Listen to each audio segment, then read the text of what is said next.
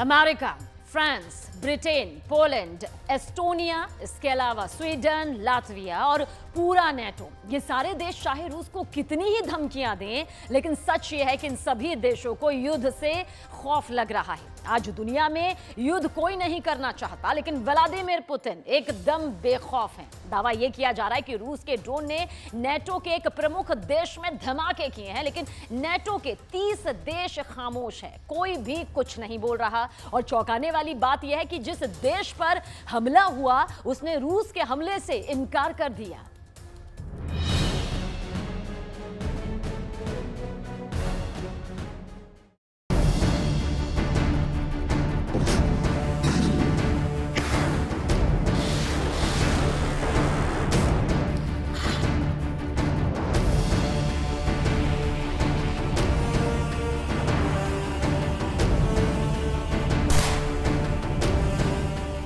Putin NATO देशों की कोई परवाह नहीं करते हैं।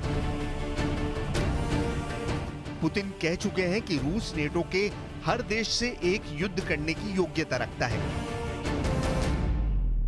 यानी नेटो के 30 देशों से पुतिन अकेले लड़ सकते हैं। पुतिन जो कह रहे हैं उसे कोई और नहीं बल्कि नेटो देश ही सही साबित करने में लगे हुए हैं। पहले जरा यूक्रेन का दावा सुनिए। इन दावों ने दुनिया के कई बड़े बड़े एक्सपर्ट्स को चौंका दिया है। यूक्रेन दावा यह कर रहा है कि नेटो के एक देश पर रूस ने ईरानी ड्रोन से हमला किया, लेकिन इसके बाद भी नेटो का वो देश ये स्वीकार करने को तैयार नहीं कि रूस के ड्रोन ने उसके देश पर हमला किया।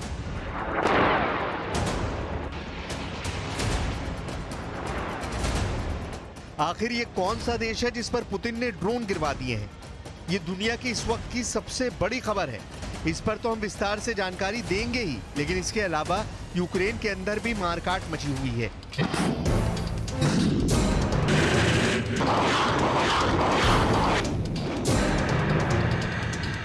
यूक्रेन के जिस रक्षा मंत्री को जेलेंस्की ने बर्खास्त किया है, वो रक्षा मंत्री अब जेलेंस्की पर ही सवाल उठाने लगा है। यूक्रेन को ही गलत साबित करने में जुट गया है। जेलेंस्की की लीडरशिप और जेलेंस्की के फैसलों को ही कटघरे में खड़ा किया जा रहा है। यूक्रेन के अंदर का ये खूनी गदर एक और जंग की तरह है। इसके अलावा रूस के रक्षा मंत्री सर्गेई शोइगु ने भी जेलेंस्की के जख्मों पर बहुत तगड़ा नमक छिड़का है। आखिर ऐसा क्या किया है पुतिन के इस करीबी लीडर ने, सब कुछ आपको बताने वाले हैं। लेकिन सबसे पहले हम बात करेंगे कि आखिर कैसे और कब रूस ने नेटो के एक और देश को सबक सिखाया और नेटो के 29 देश देखते रह गए।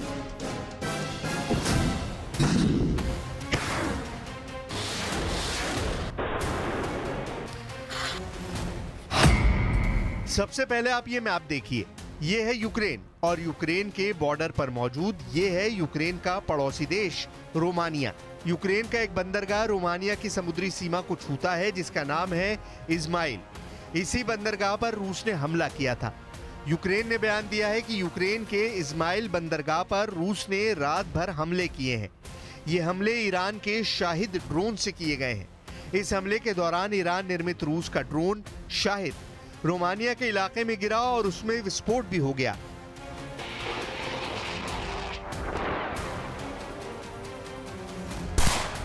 अब ये इसलिए एक बहुत बड़ी बात है क्योंकि रोमानिया नेटो का सदस्य देश है और नेटो का ये उसूल है कि नेटो के किसी एक देश पर हमला पूरे के पूरे नेटो के 30 देशों पर हमले की तरह है। यानी अगर यूक्रेन का दावा सही है कि जब रूस के ड्रोन रोमानिया की सीमा के अंदर गिरे और रोमानिया में रात भर विस्फोट होते रहे, तो फिर यह हमला रोमानिया के साथ साथ नेटो की एकता और अखंडता पर भी है। नियमों के मुताबिक तो अमेरिका और बाकी 29 नेटो देशों को इस पर विरोध करना चाहिए था, लेकिन सब के सब पुतिन के खौफ से खामोश नजर आ रहे हैं।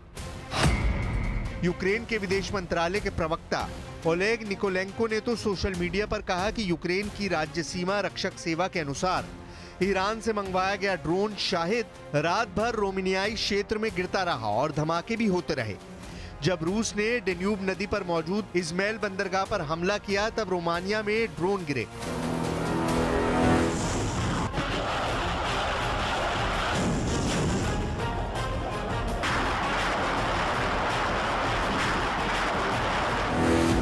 लेकिन रोमानिया ने साफ कर दिया कि रूस ने उस पर कोई हमला नहीं किया, ना ही उसका कोई ड्रोन ही रोमानिया की सीमा में गिरा है। इसका मतलब साफ है कि रोमानिया पुतिन से पंगा नहीं लेना चाहता है और नेटो देश का सदस्य होने के बाद भी वो पुतिन के सामने खड़े होकर सच बोलने की भी हिम्मत नहीं जुटा पा रहा है। दरअसल यूक्रेन के इज़्माइल बंदरगाह पर रूस का ये हमला इसलिए भी बहुत अहम है क्योंकि इज़्माइल बंदरगाह से अनाज की आपूर्ति पूरी दुनिया को होती है। पुतिन ने तुर्की के राष्ट्रपति अर्दोगान के साथ हुई मीटिंग के बाद ये साफ कर दिया है कि काला सागर अनाज निर्यात सौदे को तब तक नहीं मानेगा जब तक यूरोप रूस की मांगे नहीं मानेगा। दरअसल यूक्रेन एक अनाज पैदा करने वाला बड़ा देश है, लेकिन उसे अपना अनाज भेजने के लिए काला सागर से अपना जहाज भेजने होंगे। लेकिन काला सागर में पुतिन की नौसेना फौलाद की तरह जमी हुई है। अमेरिका और तुर्की समेत नेटो ये चाहता है कि पुतिन अनाज के जहाजों को गुजरने के लिए काला सागर की घेराबंदी ढीली करें, लेकिन पुतिन इसके लिए तैयार नहीं है। पूरी दुनिया में खाद्यान्न संकट पैदा हो रहा है और रूस काला सागर में अपनी लोकेशन की वजह से अमेरिका, यूरोप और नेटो को ब्लैकमेल कर रहा है। काला सागर के जिस समुद्री रास्ते से रोमानिया अपने जहाज भेजता है, उन समुद्री रास्तों पर भी पुतिन की सेना हमला कर चुकी है। तुर्की के राष्ट्रपति ने पुतिन को मनाने की कोशिश की, लेकिन ये कोशिश नाकाम हुई। На глобальных продовольственных рынках, это я хотел бы подчеркнуть особо, чтобы на этот счет не говорили. Цены на зерновые продолжают снижаться. Физического недостатка в продовольствии нет. Есть проблемы с его справедливым распределением. Это да, но никак это не связано с так называемой... एक तरफ रूस की सेना अजगर की तरह यूक्रेन को अपने फंदे में कस रही है, तो दूसरी तरफ यूक्रेन के अंदर जेलेंस्की की कोर टीम में ही कोहराम मचा हुआ है। यूक्रेन के बर्खास्त रक्षा मंत्री अलेक्सी रेजिनिकोव ने कहा है कि यूक्रेन हर दिन युद्ध पर $100 मिलियन खर्च कर रहा है। $100 मिलियन यानी करीब 800 करोड़ रुपए खर्च कर रहा है। यूक्रेन अब तक दुनिया से 8 लाख करोड़ के हथियार ले चुका है और इसमें भी 4 लाख करोड़ के हथियार अकेले अमेरिका ने दिए हैं। करप्शन के आरोपों से घिरे यूक्रेन के पूर्व रक्षा मंत्री यही बताने की कोशिश कर रहे हैं कि दरअसल यूक्रेन का ये युद्ध बहुत महंगा पड़ रहा है। जेलेंस्की पर सीधे सीधे सवाल खड़े किए जा रहे हैं, लेकिन सवाल सिर्फ यही नहीं है। सवाल उन आंकड़ों पर भी है जो अक्सर यूक्रेन की तरफ से जारी किए जाते हैं। यूक्रेन ये दावा कर रहा है कि युद्ध में अब तक रूस के 2,65,000 सैनिक मारे गए हैं। यूक्रेन के इन आंकड़ों पर कोई भरोसा नहीं करता है, लेकिन अब रूस के रक्षा मंत्री ने भी एक आंकड़ा पेश किया है। सरगई शोइगु के मुताबिक युद्ध में यूक्रेन के 66,000 सैनिक मरे हैं और यूक्रेन को 7,600 भारी हथियारों का नुकसान उठाना पड़ा है। रूस के इस आंकड़े को दुनिया में ज्यादा प्रमाणिक माना जा रहा है, यानी यूक्रेन लाखों रूसियों को मारने का दावा बढ़ चढ़कर करता रहा है और रूस ने प्रामाणिक आंकड़ा देकर यूक्रेन के जख्मों पर और नमक छिड़क दिया है। कुल मिलाकर ताजा हालात ये हैं कि एक तरफ रूस यूक्रेन पर हमला करते वक्त रोमानिया को भी निशाने पर ले रहा है और दूसरी तरफ बेलारूस के अंदर रूस की सेना के नेतृत्व में एक युद्ध अभ्यास भी चल रहा है। यानी हर तरफ से नेटो देशों पर दबाव डाला जा रहा है और पूरी तरह से पुतिन का संदेश साफ है कि वो नेटो को एशिया से भगाकर ही दम लेंगे, चाहे इसके लिए किसी भी हद को पार करना पड़े।